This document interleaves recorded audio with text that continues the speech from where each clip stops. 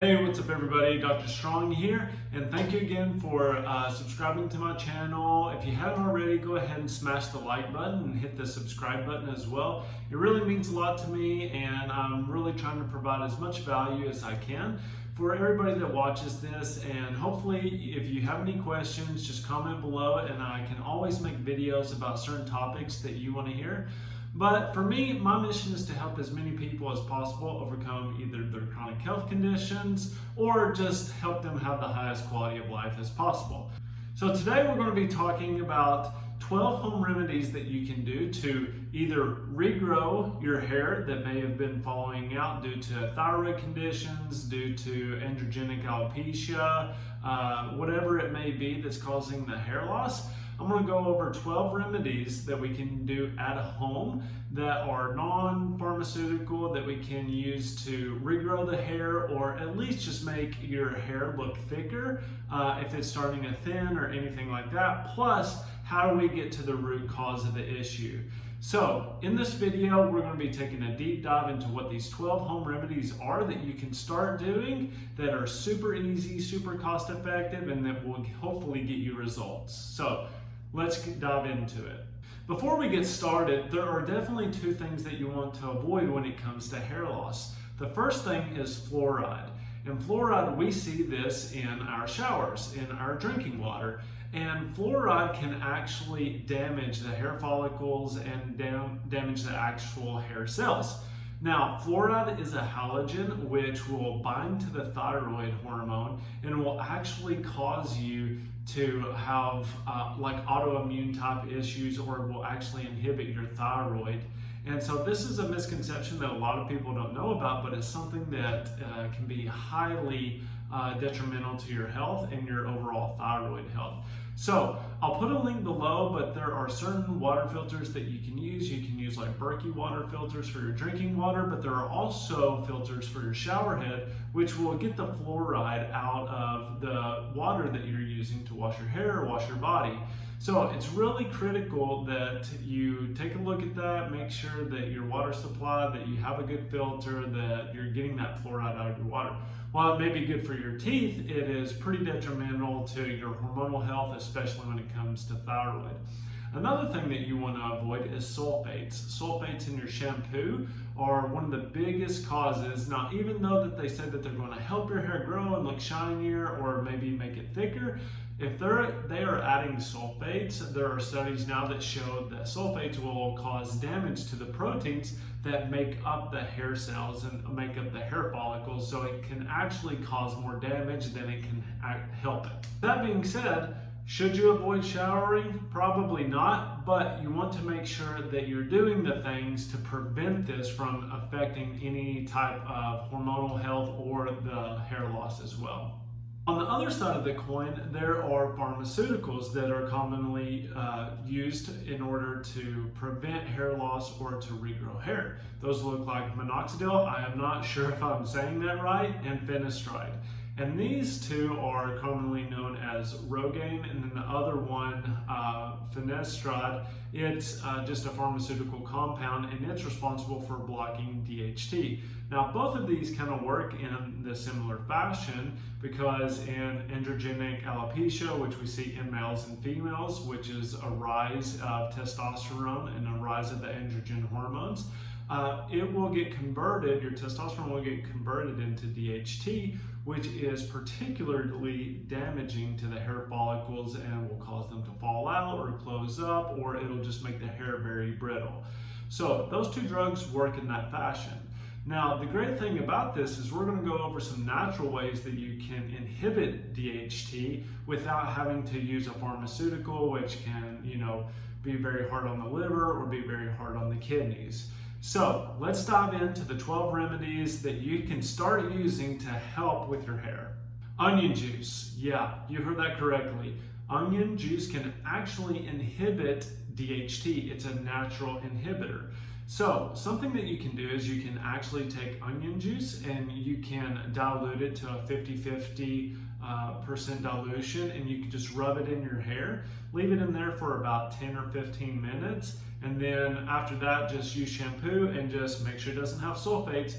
You can get the onion juice out of your hair, and that will help prevent the DHT from damaging the hair follicles. So number 2 is green tea. And yes, it's probably a little bit better and smells better than rubbing onion juice in your hair. But what you can do is the same thing, do a 50% dilution, rub that in your hair, keep it in there for about 10 or 15 minutes, and then just take shampoo and wash that out. And then that will also help inhibit the DHT so that you don't have that damaging the hair follicles, and that will keep the hair nice and smooth and keep it from thinning out as well. The other benefit of green tea is that you can drink it, and it is filled with a lot of natural antioxidants, and so there is kind of like a twofold there. So you get the antioxidant properties of the green tea, but you also can prevent the DHT from destroying the hair follicles. Now, another thing with green tea is that you can use this as a substitution for caffeine. So I see a lot of people getting addicted to some sort of stimulant, whether that's caffeine, it could be energy drinks, whatever it may be. I find that this is always a good alternative to use in order to come off any type of stimulant use. Number 3 on the list is rosemary oil. And so if you have essential oils, or you can go to almost any of your health food stores and find rosemary oil, and then it's the same thing as the onion juice and green tea. What you do is you create a 50% dilution, and then you just rub that on the scalp. Now, there are a lot of studies coming out that saying rosemary oil is as effective as minoxidil in inhibiting the DHT, which is very cool. And with this one, you can actually leave it in overnight. And then what you do is you just shampoo it out in the morning and go about your day. So I would recommend that you give this a try. This is the one that I found that had the most information about it and had the best results when people were using it.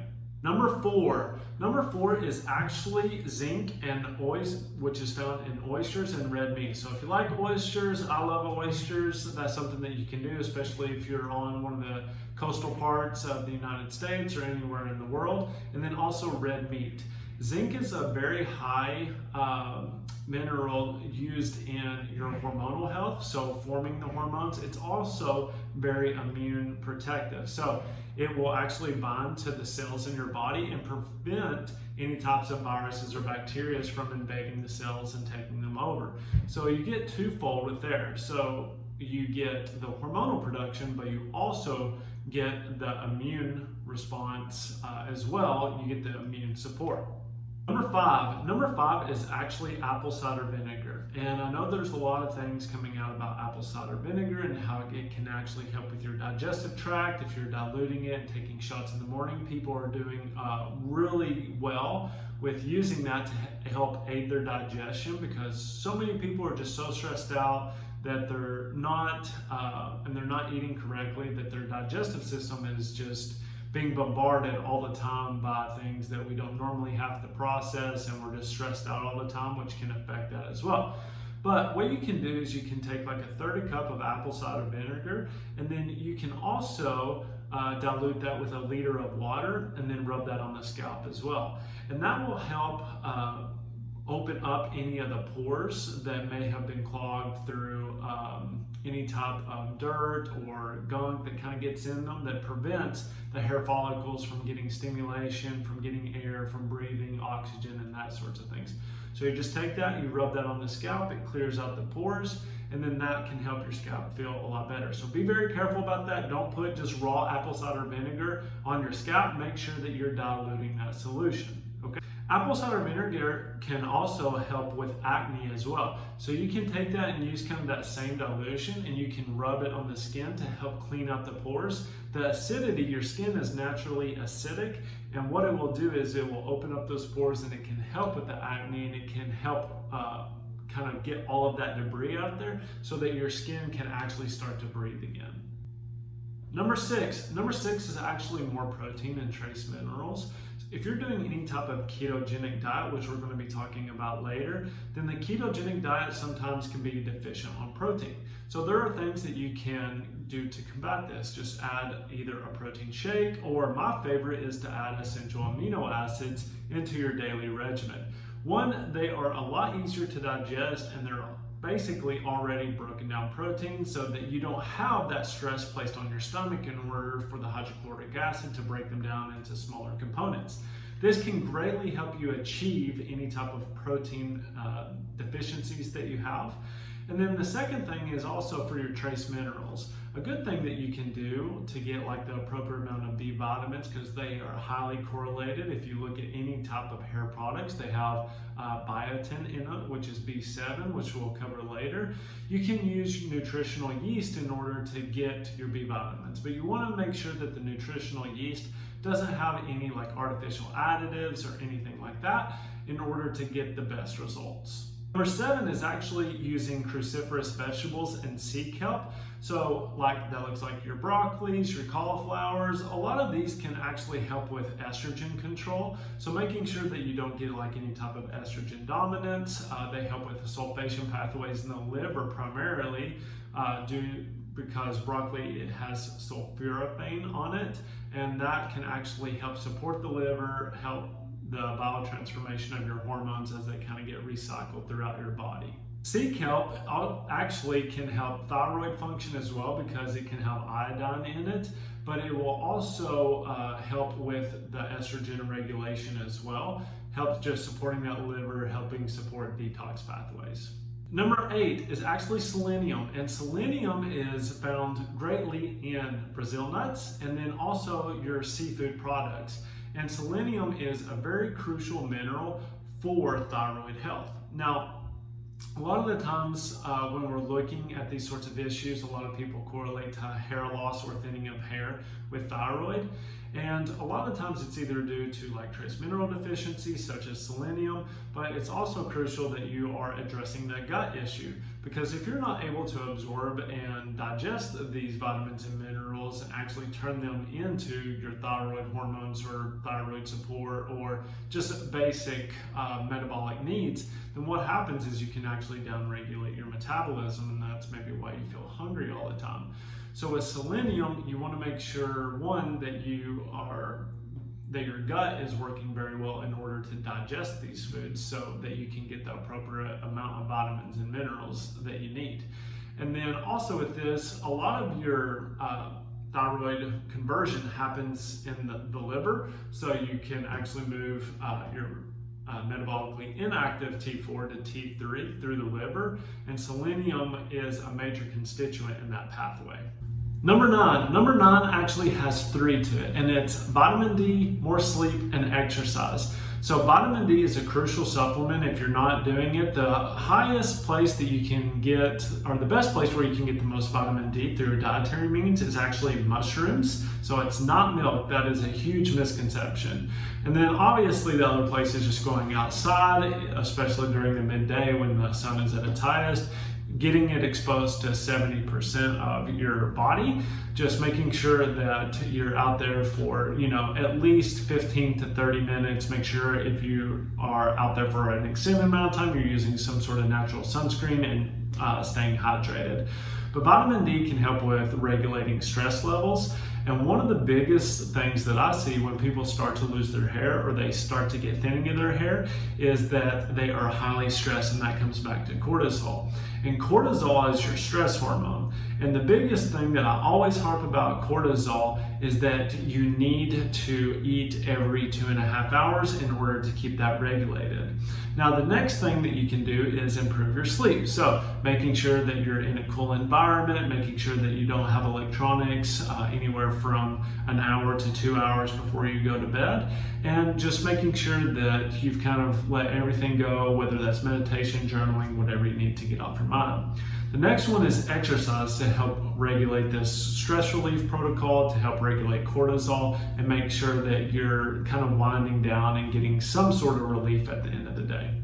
Silica is number 10 on the list, and it can actually help with the hair cells themselves, and it can actually support them. This can be found in a lot of your drinking waters. You can find it in supplements as well, but it will help support the actual hair cell to make it a lot stronger and make it less brittle. Number 11, Keto diet and intermittent fasting can be highly helpful. I always tell people to be very careful with this because if you're not doing it correctly, then there are a lot of issues that can occur. Just like we talked about earlier, if you don't have the correct amount of protein, intermittent fasting, if your blood sugar isn't regulated appropriately or if you're doing it too much, then I find a lot of people actually end up swinging their hormones in the opposite direction, or they do keto incorrectly and they end up developing chronic migraines later on. So be very careful with this. I always suggest that you have a set program where you're working with somebody who knows what they're doing when it comes to these types of protocols. But keto, if you have like PCOS or if you've ever been diagnosed with PCOS, this is primarily due to your androgens being too high and estrogen or testosterone being too high.